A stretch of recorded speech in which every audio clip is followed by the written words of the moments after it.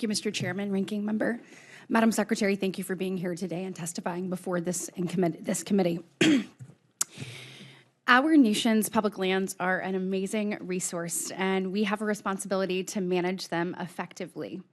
Effective stewardship, however, does not mean simply closing them off from all humanity. Stewardship of our public lands includes finding appropriate economic development to sustain local businesses and our national economy. Warrior Met Coal is one of our U.S. companies trying to work with the federal government to be a good steward of our public lands. Warrior Met Coal is an important economic driver in the state of Alabama. They employ 1,000 people and are the largest customer of our Port of Mobile. The company focuses on mining met coal. And as you know, met coal is a specific type of coal needed to make specialty steel used for roads, bridges, automobiles, renewable energy components, and a wide array of other critical uses. The department currently has a moratorium on the mining of thermal coal, which is used for energy production. However, we know that met coal is not the same as thermal coal, and the Department of Justice has stated that met coal is not subject to the reinstatement of the federal coal moratorium. Warrior Met Coal has had an application with the Department of Interior to develop 24 million tons of met coal on federal lands right next to their current operations in Tuscaloosa County, Alabama.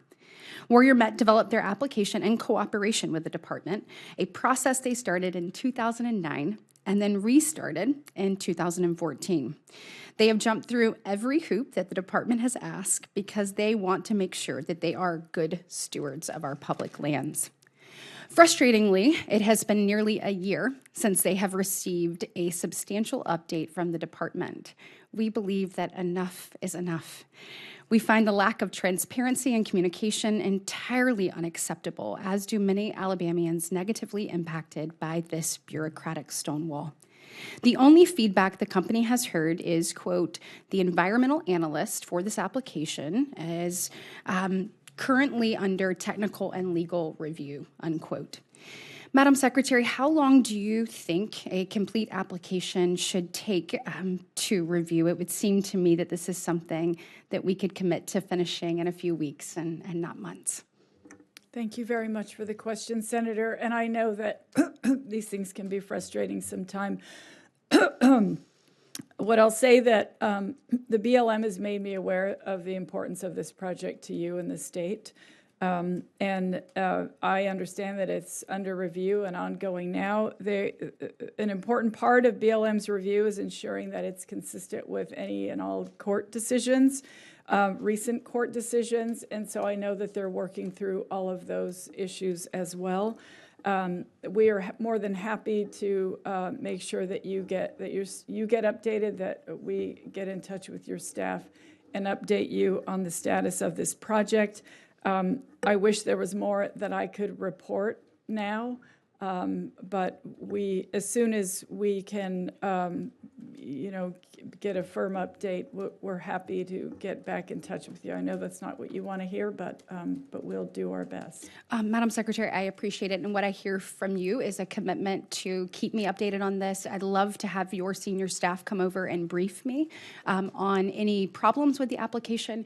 We have a lot of jobs and people who are working to achieve the American dream, and all of that is hanging in the balance on this decision, and we want to be good stewards of the land. We want to make this work in a way that works with the department.